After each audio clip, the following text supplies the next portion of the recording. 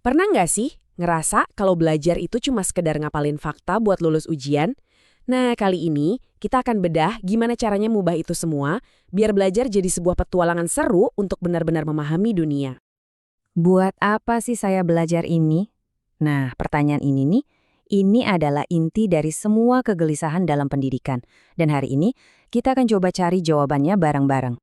Coba deh kita bayangin belajar itu kayak pohon. Di satu sisi, ada yang namanya belajar di permukaan. Ini ibarat pohon kering. Daun-daun ilmunya kepisah-pisah, gampang banget rontok, dan dilupain. Tapi, di sisi lain, ada pohon yang subur banget. Akarnya kuat menancap ke dalam tanah. Nah, disinilah pembelajaran mendalam itu terjadi. Tempat di mana kita menghubungkan ide-ide dan lihat gimana semuanya tumbuh bersama. Oke, kita mulai dulu dari masalah utamanya. Pembelajaran yang dangkal, yang cuma di permukaan aja. Kita semua pasti pernah lihat yang kayak gini kan? Seorang murid yang hafal mati semua detil soal konferensi meja bundar. Tapi pas ditanya, kenapa sih peristiwa itu penting? Jawabannya cuma tatapan bingung. Ya, inilah hasil dari pembelajaran yang cuma ngejar nilai di kertas. Kalau belajar udah nggak ada maknanya, ya rasanya jadi kayak beban. Murid jadi kehilangan motivasi, dan pengetahuan yang didapat ya cuma nempel sebentar di permukaan. Belajar bukan lagi soal penemuan, tapi cuma soal kewajiban. Terus, solusinya gimana dong? Jawabannya sebenarnya sederhana banget. Kita harus bikin pembelajaran itu jadi bermakna. Jadi, apa sih maksudnya bermakna itu? Gampangnya gini, kita harus bisa menyambungkan materi pelajaran dengan kehidupan nyata murid, dengan apa yang mereka lihat, mereka rasakan, dan mereka alami setiap hari. Sekarang, yuk kita lihat gimana sih prinsip ini bisa diterapkan di dunia nyata. Udah, lupain dulu buku teks yang bikin ngantuk. Sekarang saatnya kita bawa pembelajaran ke dunia yang sebenarnya.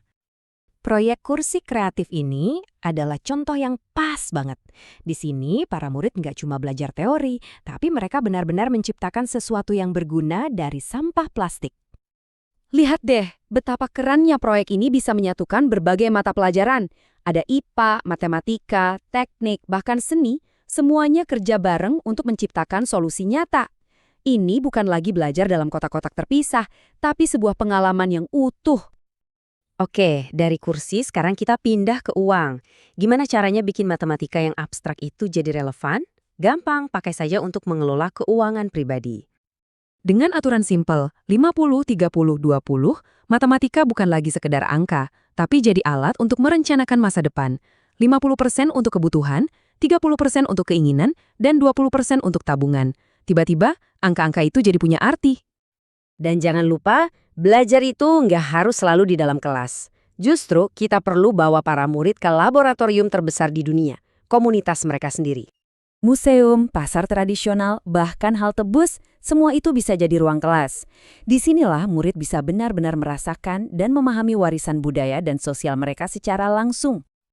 Ujung-ujungnya, semua ini punya satu tujuan besar, yaitu membentuk lulusan yang benar-benar unggul. Jadi, alurnya begini. Mulai dari aktivitas yang bermakna seperti proyek, kursi kreatif. Dari situ, berkembanglah keterampilan-keterampilan kunci seperti berpikir kritis dan kolaborasi. Nah, keterampilan inilah yang pada akhirnya membentuk profil pelajar Pancasila. Sebagai penutup, saya mau berbagi sebuah cerita sederhana yang mungkin akan mengubah cara Anda memandang proses pembelajaran. Bayangkan, ada seorang guru menggambar sebuah garis sepanjang 100 cm di papan tulis. Lalu, ia menantang murid-muridnya dengan sebuah pertanyaan. Bagaimana cara membuat garis ini jadi lebih pendek tanpa menghapusnya sama sekali? Seorang murid kemudian maju ke depan dan bukannya menghapus, ia justru menggambar garis baru yang lebih panjang di sebelahnya. Seketika, garis yang pertama tadi jadi terlihat lebih pendek kan?